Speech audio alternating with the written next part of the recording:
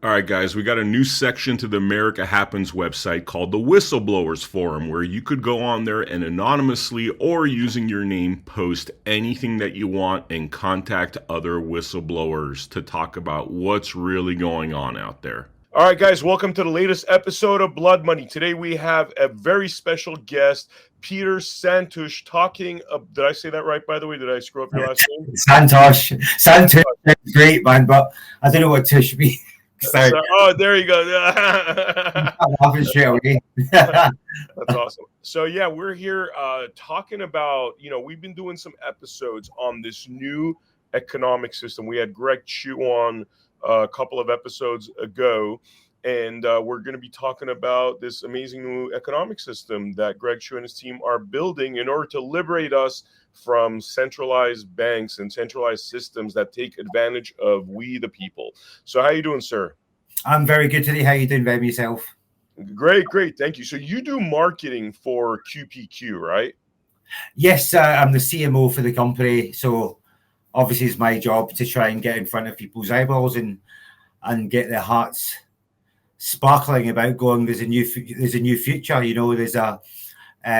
We can work together to get a better future, and this is a technology that does that.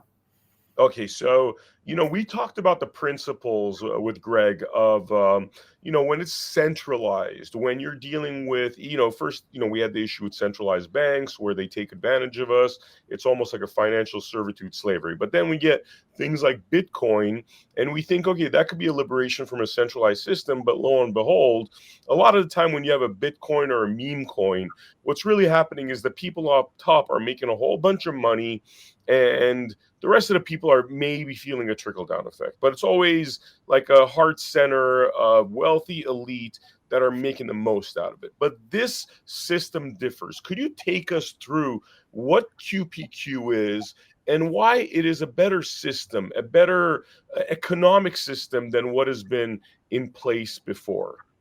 Yeah, of course. Starting off with QPQ, they've developed something called, it's Greg and the team have developed something called the Internet of Economics, which is a whole economical fabric for a new way forward to have a better, fairer, ethical, sustainable financial system. Now, it's been built on a technology called blockchain, which is the same technology with the same as Bitcoin and other cryptocurrencies that you hear of. Now, one of the big things we wanted to do was when you look at things like Bitcoin and other cryptocurrencies, in real simplistic terms, what I do is I always go back to it and go, when can I buy a loaf of bread with it? When can I buy a pint of milk with it? Because it's meant to be a currency. That's why it's called cryptocurrency. But you'll notice none of the cryptocurrencies out there you can go and buy a loaf of bread with. It's not an everyday thing. Now, Bitcoin itself, built on, which is a blockchain technology, the creation of it was ingenious. It was absolutely amazing, but it was actually only a test case. What it could promise the world was absolutely enlightening. It was meant to make a fairer economical system for all, where people could participate in the economical system itself, and it wasn't controlled at the top by a small few with a lot of money and control. So with the creation of Bitcoin, we were trying to look at what went wrong there, because if the idea was great, the technology's there, but you can't spend it as currency. We're going, what was going wrong? What was the things that are wrong with it that we could look at and make it better? And I always sort of suggest, if you think of it as like a bike with square wheels, Bitcoin, amazing technology, but it was like a bike with square wheels. And by the way, brother, sorry to interrupt you, man. I am really enjoying this because I got to tell you, this is the best explanation I've heard on this, man. You've really you're explaining it in a way where I think anybody could get it. For people out there, we have, I believe it was Blood Money episode 279 with Greg Chu, and some of you guys are going to be on the genius level. Some of you guys are going to have that 160 IQ and above, and you probably have a really high IQ too, sir. But it was hard for me to understand. It took me a while, but this I'm getting, man. So thank you so much. Just keep. Yeah, and one of the things is, technology economics is it's a pretty boring subject, first of all. So to keep people engaged, it's like, what? Oh yeah, because I mean, in reality, you don't really want to care about how Visa works or how the whole economical and payment system works. You just want it to work. You want it to work, and you want it to be fair. Unfortunately, just now we're in a system which is quite fragmented and it's all messed up. So the creation or the idea of Bitcoin and blockchain was absolutely amazing. But once again, think about it as a bike with square wheels. And it was a test case. It was going, here's an idea which could be for the world to really make the economical systems fairer and as sustainable and not feeding a few at the top and uncontrolled. Unfortunately, the technology wasn't ready. There was flaws with it. Like anything, when you release something for the first time, bike with square wheels, clunk, clunk, clunk, it's not working. We're not going anywhere. So everything that happened after Bitcoin was everyone was trying to fix it and make it get better and make it go fast or scalable, make it ready for a global scale and make it fast enough so we can buy shopping with it. You can go to the shop and spend it. But what they were doing is, in my eyes, they were getting a bike with square wheels and putting turbo boosters on it and bells and lights in it and new tires in it to try and make it go faster. But you still can't use it as currency. So it comes back to using even the term cryptocurrency. What does that mean? We can't use it as currency. It's a store of value in a way, but it's there. But it left people with a technology and this cryptocurrency. But all you could do is really speculate with it. You can't do anything except buy and sell. And that leads to a big problem because then you're going to get big guys coming in. You're going to get people trying to control the market. And at the end of it, that's what's happened. All people are doing is buying it. You can't spend it. So you've got to just sell it for a bigger price. And then it turns into a game where it's maybe not as helpful as it should have been as a technology was, as a technological promise of saying it's meant to be fairer. And all people are doing is, in a way, robbing each other. In my eyes, they're buying something and selling it to someone else for more. That's what's happening in my eyes. Wow. So, all right. So what distinguishes this, I guess, QPQ from Bitcoin is that, is it that, it's helpful for, regular sales and that sort of thing, but in the process of like making them, could you talk about, like, we know Bitcoin's farmed, on these big supercomputers. You have to spend a bunch of money on a big computer. I've heard it sucks a lot of electricity. I've heard that to mine a Bitcoin, unless the price is really high at that time, it doesn't even make sense because you're sucking up so much electricity in the computers and this, that. How does this differ? How are these made? How do you make them? How do you use them? Yeah, well, first of all, the blockchain is called Gajamaru, our blockchain, and the native currency on it is called Gajus. That, like Bitcoin, is the blockchain, and Bitcoin is the currency. And if we compared it to Bitcoin, first of all, we have to fix the square wheels. We're not going to try and put a nitro boost on a bike with square wheels. So we went back to the core foundational part and go, we need to fix it. And as I said, the idea of Bitcoin was amazing. It's nothing. All of us at QPQ, we'll clap our hands to the guy. It was ingenious technology, but it wasn't ready for global or world scale or global economics. So what we did was go, well, we need to fix the square wheels. So all we've really done, without going into the tech itself, all we've done is gone, what are the key problems here? How do we fix them? How do we make this faster? How do we make it lower cost? How do we make it available to people? And we went through these questions in our head and we went, well, if we do that, if we change a code here, if we do that here, and we put some, we put really deep thought to it. And we really thought, well, how do we actually get this to be a currency? And that's what we've done. So the difference is, in a way, we're not really that different from Bitcoin itself.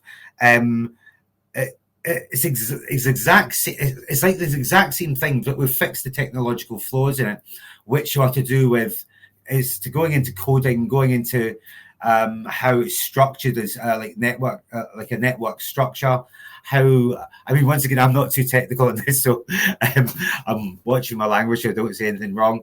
But we've looked at the scalability and we've looked into the future of going, well, what happened with Bitcoin, what crashed, or it wasn't ready to go forward to a global sort of currency. And we've gone, we need to fix that technological bit there. We need to change the coding language here.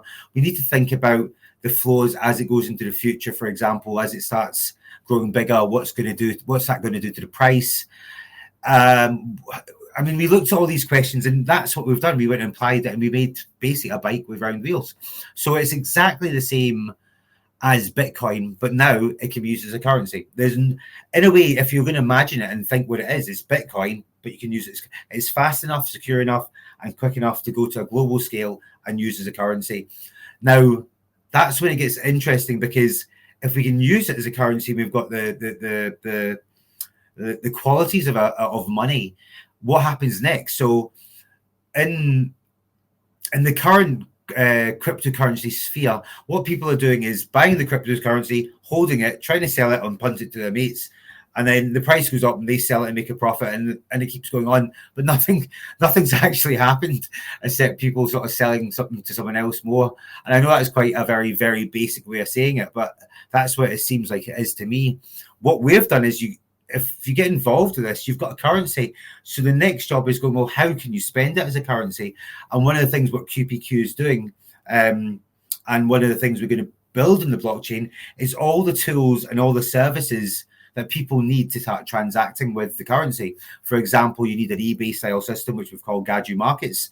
You need a payment processor for local shops and small shops, just so people can start accepting and trading the currency. And we've developed a whole suite of tools moving into the future, so we can now introduce this as a global unified currency where it's not controlled or owned by a specific entity, country, or person, or someone with a lot of money. Because the minute it's centralized, you get into corruption. You get into whoever's controlling it, really controlling you. If you control the currency, you control humanity. I mean, this is something I've heard before. So it's made on basically regular laptops. I mean, from what Greg was explaining, is like you could have an old laptop running this software making QPQ. Is that right? It makes it, and then you could use that in the markets, which you could actually, customize these markets as well. Am I saying that right? Or yeah, so QPQ, the creators of the Internet of Economics. So coming down to the Gajumara and the blockchain. The way the technology works, we've called it Groot, which is the mint. It's like, think of it as a digital mint. Like just now we've got a printing press and it mints money. So we've now a digital mint, and we've called it Groot. I know you've got a few names to remember here, but anyway, Groot. This is how I'm trying to describe it in language where everyone can understand this. If you call it computable economics, where in a way a computer, like a spreadsheet, is going, well, I've got a pot of gold. How do you start extracting the gold out? And that's called mining. And that's the stage we're actually coming up to just now. We've launched the blockchain and we're going to mining now. Previously, to start mining into like Bitcoin or other blockchains, you need to have quite a large amount of technical savvy, or as it went forward, you need to scale up in large computer. You need to have quite powerful computers.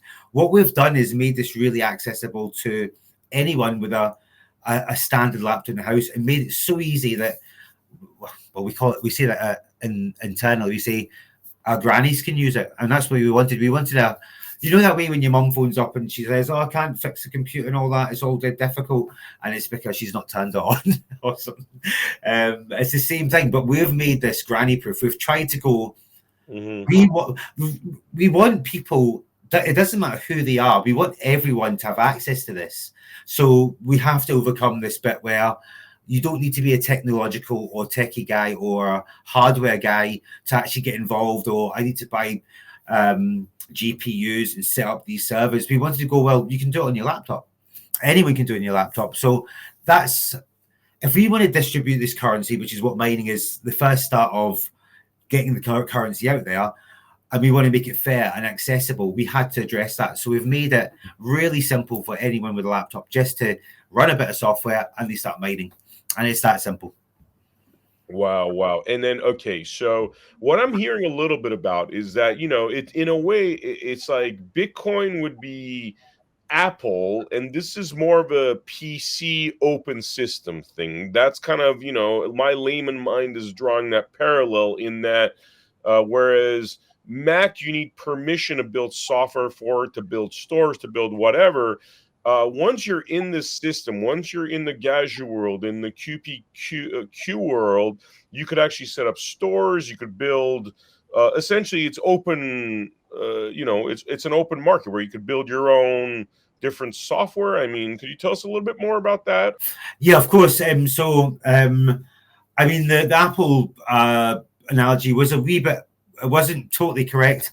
Now, if I was going to try and paint a picture of this, it's just going, well, the blockchain is the blockchain, and the first part is we need to get the native currency. The blockchain is Gajumara. The native currency is Gajoos. So the Gajoos is the gold coins, the digital gold. So what we're really trying to do is the first stage is getting the mining part where you can mine and people will start mining. In a way, it's like mining gold. It's bringing the gold out of the gold mine, and that brings it into society in some way. And the miners have got an important role there because they are actually participating in the economical system. They're bringing the gold out of the gold mine in digital form. The next thing we have to do is we need to find a way.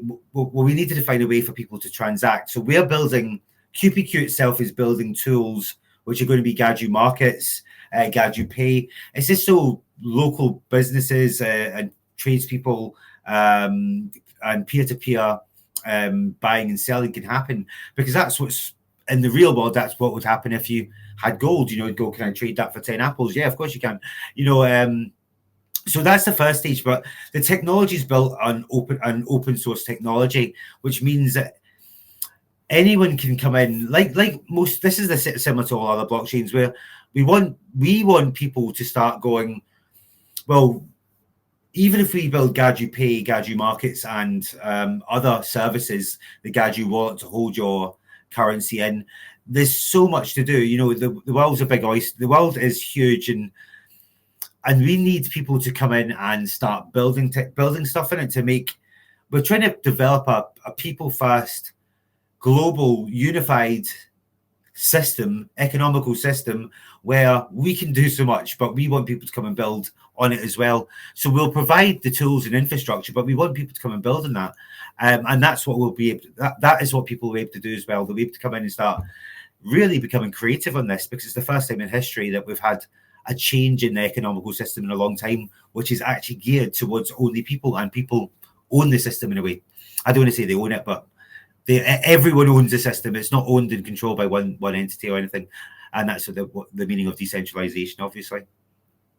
Very cool, man. Is there now, in terms of what this looks like, when people could get involved, if they're a developer, how they could get involved, if they're just interested in mining? I mean, tell us what the near and distant future looks like for you guys. Yeah, well, so we've launched the blockchain. We're actually in mining ourselves just now, and we're going into a mining phase where we're doing whitelisted mining.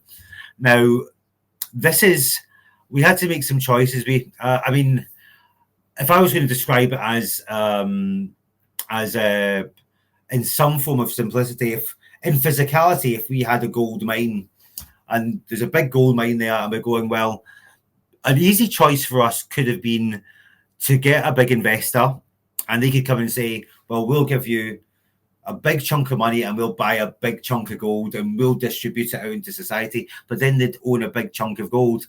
So we went, well, we need to find a way where it's accessible to people, everyday people first, even our grannies. Basically, sorry to interrupt you. Like, if we've seen these meme coins, by the way, man, like, the Trump coin being an example where it came out, a lot of people dumped a lot of money into it. Nobody really made money. I mean, I'm sure the Trump family made money, the developers made money. But a lot of time, that's what happens. It's very top heavy. And You're seeing this is different. Yeah, because, so if you just think of this gold mine, we've gone, well, we could let 1 or 2 people, 3 people with big money to come in, or we can let if we opened it publicly and free to everyone, there's always going to be some form of someone out there going to be taking advantage of it. So what we've done is we're going into what we've called whitelisting mining phase just now, where we're saying it's open to all and you can come in, but we're actually giving people, in a way, if it was like you're buying in a way where you're buying a ticket to access the gold mine, and you can only mine a certain amount per day. So we're limiting everyone, even ourselves internally in the company, to only having a certain amount of mineable coins per day. So you can only get, one person can only get a maximum of, let's say, if I just use the fictitious number here, 10,000 gadus a day, if they bought the biggest license. So that means as it spreads, there's no one going to get above a certain level. So we're going to spread it far and wide, but no one can come and have a big controlling stake at the beginning. And that's why it's really important now that people pay attention and actually come in now, because at one point we have to go public and we have to lay it down and say anyone can come in, and we've got no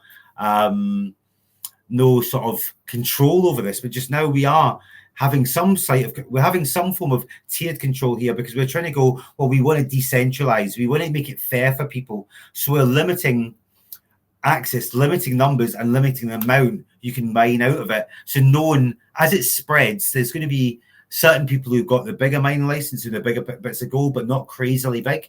And there's going to be people who, everyday people who might not be able to afford to buy the biggest license and get in a very low cost and still mine gold, but they still get their wee bit. So it's now spreading the currency, but no one's coming in and going, I own 50% of the gold.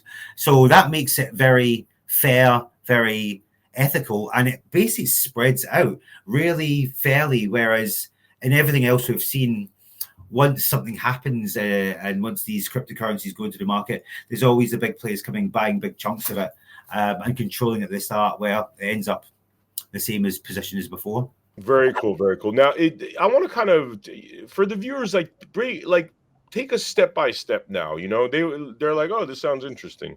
What do they do? I know that it's not released until March. I was told in late March, the software. But like, what do they do? What are the action items? What are the things that they need to know in order to be involved?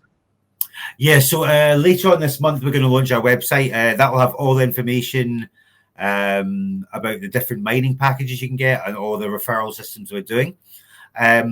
Once someone gets to the website, you can read about the movement we're trying to cause. First of all, we're really, this is not only about, if we talk about it economically, we could say, look, just think of Bitcoin.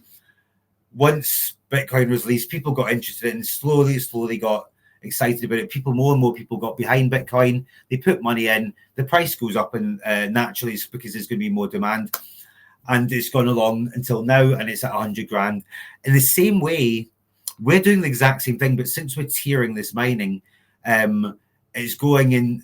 It's not going to have. You can't go and buy big chunks at the beginning of it when it's really cheap. So when someone comes to that website, we're trying to give people the understanding of the economical benefit they might have individually, but also the what they're getting behind. We're trying to get into people's hearts and their heads and say, listen, do we want you know that way, Vem, you know that way when like people, you can always hear people. First of all, the psychological part of money and people, there's only this divide where people go, I love money, I want more, I'm greedy, or I hate money, it's really bad and evil. You go, it's just a thing. Why are people like, why is it causing such a divide for something that can actually help everyone grow, help wealth and societies prosper? But it's always this divide and all the thing, people, and there's always, I hate the banks, and you know, it's always this. Well, to answer that question, it's because of centralization. Because the centralization of it, now you have, you know, Big Brother, Big Daddy, whatever, really treating you like a serf, like this kind of lesser than them, which this really seems to address. That's why it sounds so cool, you know. Yeah, so this psychology, we want people to start getting excited about participating in the economical system, because just now, if you went down to most people, what are they going to do? As far as they go, they might buy some shares or something, or they might like get a pension or something. That's as far as it goes. They're not really involved in the creation of the money for which they spend. So the mining is a part to get involved in. It's a really important part, because it means people are participating in the actual economical system itself.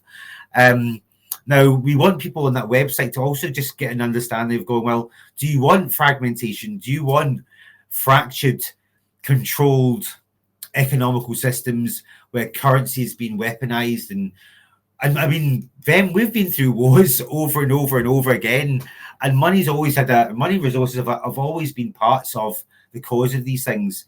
And my question is always going, have we not learned enough? Now, if you try and get a system, how can we?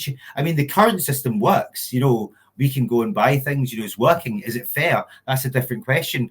But how do you come up with a system where it's fair? And QPQ's objective was to really have this resource layer at the top, which is the Gajimara blockchain. This resource layer, we really wanted to have it uncontrolled, unowned. It's been designed for people. So the flows of greed and the burdensome choices which someone might make, going, oh, I'm in control of pressing that button and it prints more money in the back pocket. I'm not saying anyone's doing that, by the way, but they might be. That part of it it's so unknown to people.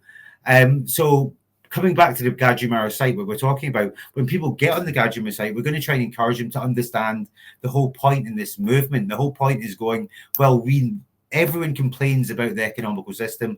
Here's an opportunity for you to get involved and actually change it. And it's really important, because if you don't jump on board, you're going to get stuck with what you've had you're going to keep getting the same issues you've had before. So this is a way to actually get involved and be a part of history by transforming the system to a new economical system, which is geared towards people and fairity and people owning their own data, their own money, their own stuff, rather than entrusting someone else. And then that person you've entrusted is now controlling you, really. And we looked at, like you said, all the wars, people dying, losing family members, civil strife. It leads to all kinds of not controlling our own currency, of having a centralized system, leads to all sorts of evil and horrible things if you think about it. Is there anything we didn't talk about this topic, Peter, that's worth going over before we wrap up this episode? No, it's been really good chatting to you, Ben. But I think one of the key things is, guys, what we're really trying to get into people's hearts is going, this is not an opportunity to only get some coins for yourself and think the old cryptocurrency ways, because there's a lot of confusion in cryptocurrency. I really want people to really understand that it's something, you're doing it for humanity, you're doing it for the next generation of humanity. We even say this technology is going to produce currency for the next 5 millennia. It's the next evolutionary step for human beings to actually start uniting globally. Because one of the things, as we mentioned, the wars and stuff, we've already been through the basic understanding of war. It's not very good. People die. It's not funny. It costs a lot of money. Why are we still doing that?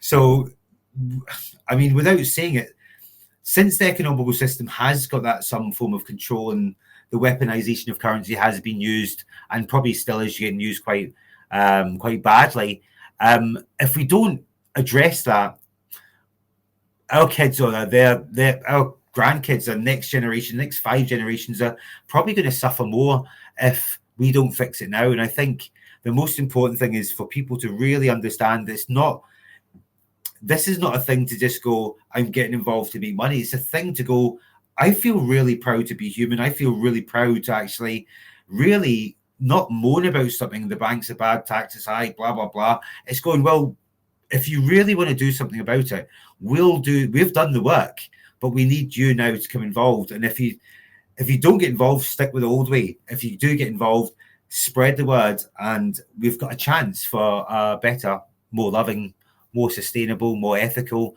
and fairer future for all, Man, I really like this. I'll be honest with you, it took a sec for me to get this, and it's probably because I'm talking to guys that are way smarter than me, like IQ-wise. But I really appreciate this, Peter. You broke it down in a way that I think people will understand what we're talking about here, and I know the Apple PC thing wasn't quite accurate. I see a lot of shades of things I've seen in the past that have been quite groundbreaking, like the opening of systems, again, Mac versus PC. I see shades of it, not the perfect analogy.